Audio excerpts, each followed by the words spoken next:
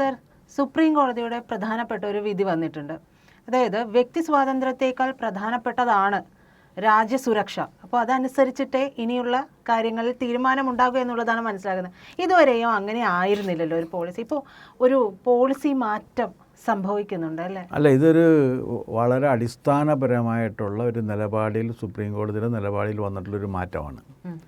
മുമ്പ് എന്താണെന്ന് പറയുന്നത് ബെയിൽ നോട്ട് ജയിൽ എന്നാണ് പറഞ്ഞിരുന്നത്.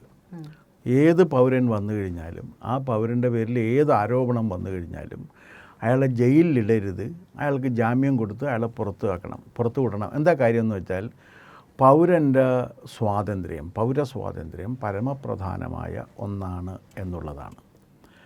ഈ സങ്കല്പത്തിന് അടിസ്ഥാനപരമായിട്ടൊരു പ്രശ്നമുള്ളത് എന്താണെന്ന് വെച്ച് കഴിഞ്ഞാൽ, ഇത് അമേരിക്കയിൽ ലിബർട്ടി ഈസ് അബ്സല്യൂട്ടാണ്. നമുക്ക് ലിബർട്ടി അബ്സല്യൂട്ടല്ല, റെഗുലേറ്റഡ് ആണ്.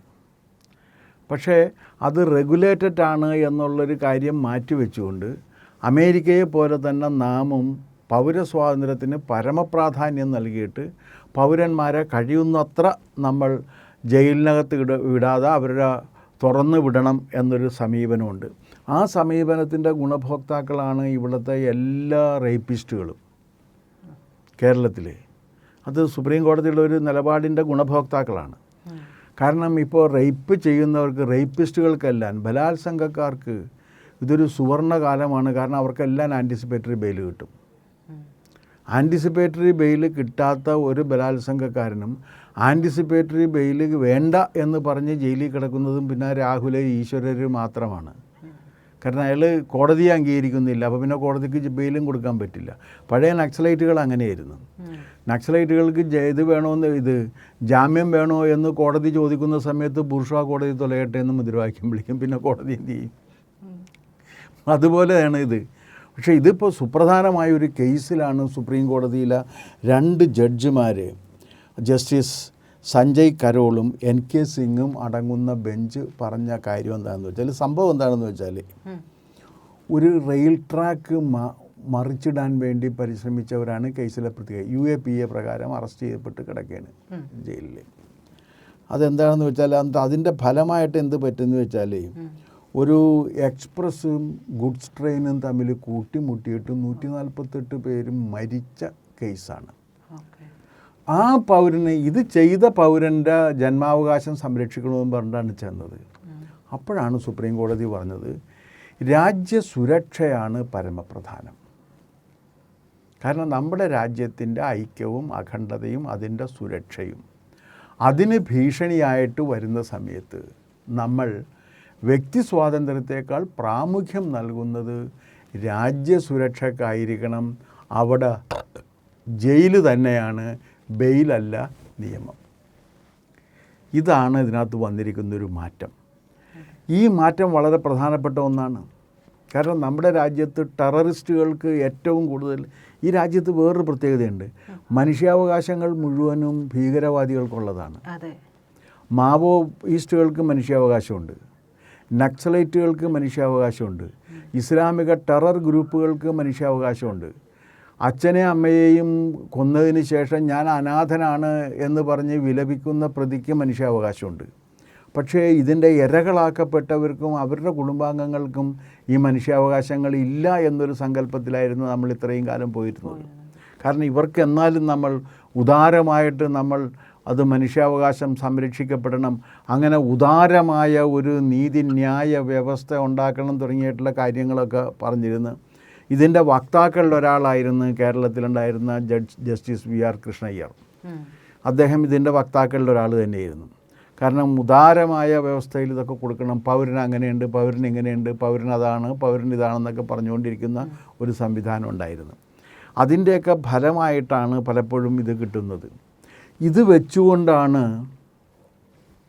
ടീസ്റ്റാ സെതൽവാദിനെ പാതിരാത്രി കൂടിയിരുന്ന് കൊടുത്തത്. അത് കൂടുതൽ അന്വേഷിച്ച് പോകുമ്പോൾ നമുക്ക് ഒരുപാട് കാര്യങ്ങൾ അതിനെക്കുറിച്ച് പറയേണ്ടി വരും എന്നൊരു പ്രശ്നവും കൂടി ഉണ്ട്.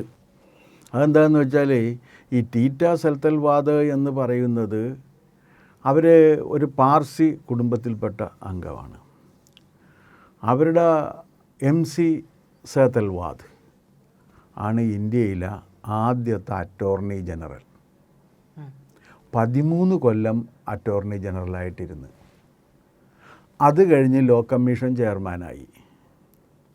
അത് കഴിഞ്ഞിട്ട് രാജ്യസഭാ അംഗമായി. 1972 വരെ അദ്ദേഹം രാജ്യസഭയിലൊക്കെ ഇരുന്നിരുന്ന ഒരാളാണ് ഈ സെതൽവാദിൻ്റെ മുത്തച്ഛൻ. ഇദ്ദേഹത്തിൻ്റെ അച്ഛനാണെങ്കിൽ വലിയ ബിസിനസ്സുകാരനും ബാക്കി കാര്യങ്ങളൊക്കെ ആയിരുന്നു സെതൽവാദിൻ്റെ. അവർ വലിയ ലീഗൽ ലൂമിനറീസിൻ്റെ കുടുംബത്തിൽ നിന്നും വരുന്നവരാണ്. അപ്പോൾ സ്വാഭാവികമായിട്ടും ലീഗൽ ലൂമിനറീസിൻ്റെ കുടുംബങ്ങൾ തമ്മിലുള്ള ഐക്യത്തിൻ്റെ ഭാഗമായിട്ട് ഇതിന് മുൻപ് ഉണ്ടായിരുന്ന ജസ്റ്റിസ് ചന്ദ്രചൂഡിൻ്റെ അച്ഛനും ചന്ദ്രചൂഡും ജഡ്ജായിരുന്നു. അപ്പോൾ ഇവരുടെ രണ്ടുപേരുടെയും കുടുംബങ്ങൾ തമ്മിൽ വളരെ ഗാഢമായ ബന്ധം ഉണ്ടായിരുന്നു. ആ ഗാഢബന്ധം കൂടി ഒരു കാരണമാണ് ഇവർക്ക് പാതിരാത്രി കൂടിയിരുന്ന് ജാമ്യം കൊടുക്കാനായിട്ട്. അത് 2 ജഡ്ജിമാർ 2 തരത്തിൽ വിധിച്ചു കഴിഞ്ഞപ്പോഴേക്കും ജാമ്യം കിട്ടില്ല എന്ന് വന്നു. അപ്പോൾ എന്ത് ചെയ്യുമെന്ന് വെച്ചാൽ മൂന്നാമതൊരു ജഡ്ജിയെ വെച്ചിട്ട് 2-ൽ 3-2 ഭൂരിപക്ഷം പറഞ്ഞുകൊണ്ട് ജാമ്യം കൊടുത്ത്. അങ്ങനെയൊക്കെ എന്ന് പറഞ്ഞാൽ ഈ ജുഡീഷ്യറിയെ ഈ തരത്തിൽ വ്യഭിചരിക്കുന്ന രീതിയിൽ പോകുക ഒരു സമീപനമായിരുന്നു അത് അന്ന് തന്നെ ജുഡീഷ്യറിയെക്കുറിച്ച് വളരെ ഗൗരവപൂർവമുള്ള സംശയങ്ങൾ ഉന്നയിക്കപ്പെട്ടു. കാരണം ഇത് സാധാരണ ഒരു പൗരന് കിട്ടാത്തൊരവകാശം ഇവർക്ക് എങ്ങനെ കൊടുത്തു, ഇവരും ബാക്കിയുള്ളവരും തമ്മിലുള്ള വ്യത്യാസം എന്താണ് എന്ന് ചോദിച്ചപ്പോൾ അന്ന് ആർക്കും മനസ്സിലായില്ല. ഇവരാണെങ്കിൽ 3 ഫൗണ്ടേഷൻ ഉണ്ടാക്കിയിട്ട് ആ 3 ഫൗണ്ടേഷനിലൂടെ ഇസ്ലാമിക ഗ്രൂപ്പുകൾക്ക് വേണ്ട സംരക്ഷണം കൊടുത്തുകൊണ്ടിരിക്കുകയാണ്. അവർക്ക് വേണ്ടി ഇവർ ആദ്യം BA ഓണേഴ്സ് ഫിലോസഫി പാസ്സായ ഒരു കേസാണ്. അത് കഴിഞ്ഞിട്ട് ഇവരെന്താ ചെയ്തതെന്ന് വെച്ച് കഴിഞ്ഞാൽ കുറേ കാലം ജേർണലിസ്റ്റായിരുന്നു. അത് കഴിഞ്ഞിട്ട് സ്വന്തമായൊരു ജേർണൽ തുടങ്ങി. ആ ജേർണലിൻ്റെ ലക്ഷ്യം എന്ന് പറഞ്ഞാൽ തന്നെ ഇസ്ലാമിക ടെറർ ഗ്രൂപ്പുകളിൽപ്പെട്ടവർക്ക് വേണ്ട സംരക്ഷണം ഒരിക്കലും അവരെ ദ്രോഹിക്കുന്നവർക്ക് ശിക്ഷ ഉറപ്പാക്കലുമായിരുന്നു ഇവരുടെ ദൗത്യം. ആ ദൗത്യം നിർവഹിച്ചുകൊണ്ടിരിക്കുന്ന സമയത്ത് ഇവരെന്ത് ചെയ്യുമെന്ന് വെച്ചാൽ കള്ളത്തെളിവ് ഫാബ്രിക്കേറ്റ് ചെയ്തുണ്ടാക്കി. അതായിരുന്നു ഇവരുടെ പേരിലുള്ള കുറ്റം. അത് സംശയാതീതമായി ഇതിനകത്ത് ഇവർ ഇൻവോൾവ് ആണ് എന്ന് കണ്ടപ്പോഴാണ് ഹൈക്കോടതി ഇവർക്ക് ജാമ്യം നിഷേധിച്ചത്.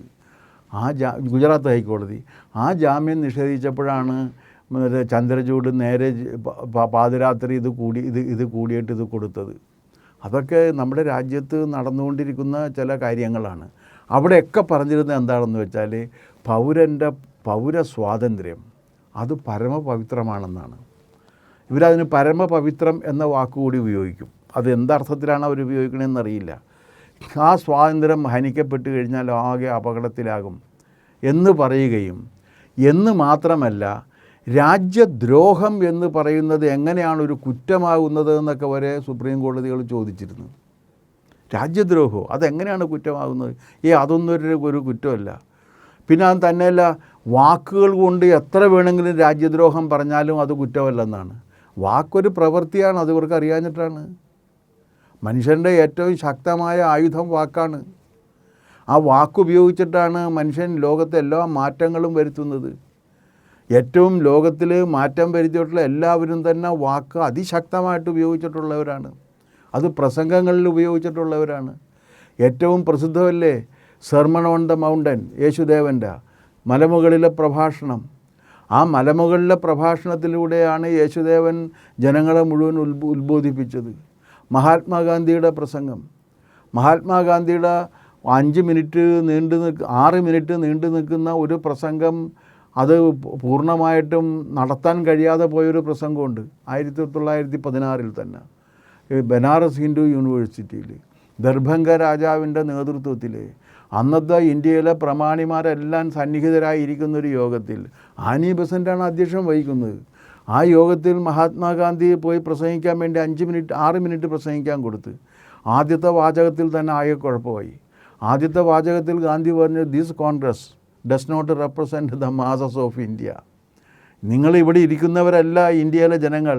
ഇന്ത്യയിലെ ജനങ്ങൾ എന്ന് പറഞ്ഞാൽ അതിദരിദ്രരായിട്ടും അതിദരിദ്രരും നിരാലംബരും നിസ്സഹായരുമായി കഴിയുന്ന കോടാനുകോടി മനുഷ്യരുണ്ട്. അവർക്ക് കൂടി ഇവിടെ പ്രാതിനിധ്യം വേണമെന്ന് പറഞ്ഞപ്പോൾ ഗാന്ധി വിപ്ലവം പറയുന്നു എന്ന് പറഞ്ഞുകൊണ്ട് ഗാന്ധിയെ ഇറക്കി വിട്ടതാണ് ആനി ബസൻ്റ്. നമ്മൾ ഈ ചരിത്രമൊന്നും ശ്രദ്ധിക്കാറില്ല. ആനി ബസന്റ് മഹതിയാണെന്ന് പറയുമ്പോൾ അതൊക്കെ സമ്മതിച്ച് ആ മഹതിക്ക് ഈ കാര്യം കൂടി ഉണ്ട് എന്നുള്ളതാണ്. അപ്പോൾ ഈ വാക്കുകൾ കൊണ്ട് വലിയ രീതിയിലുള്ള കലാപങ്ങൾ സൃഷ്ടിക്കുന്നവർക്ക് അതവരുടെ പേഴ്സണൽ ലിബർട്ടിയാണ് എന്നാണ് നമ്മുടെ കോടതികൾ പറഞ്ഞുകൊണ്ടിരുന്നത്. അതിലാണ് ഇപ്പോൾ ഒരു മാറ്റം വന്നിരിക്കുന്നത്. അത് പറ്റില്ല. നിങ്ങളുടെ പ്രവൃത്തിയും വാക്കും എന്തു തന്നെയായാലും അത് രാജ്യത്തിൻ്റെ ഐക്യത്തെയും അഖണ്ഡതയെയും അതിൻ്റെ നിലനിൽപ്പിനെയും ബാധിക്കും എന്നുണ്ടെങ്കിൽ നിങ്ങൾ ജയിലിൽ തന്നെ കിടക്കണം എന്ന് മാത്രമല്ല, എല്ലാ ഹൈക്കോടതികളോടും UAPA കേസിൽ ജാമ്യത്തിന് വരുമ്പോൾ ഇക്കാര്യം പരിഗണിക്കണം എന്ന നിർദ്ദേശം കൂടി സുപ്രീം കോടതി കൊടുത്തിട്ടുണ്ട്.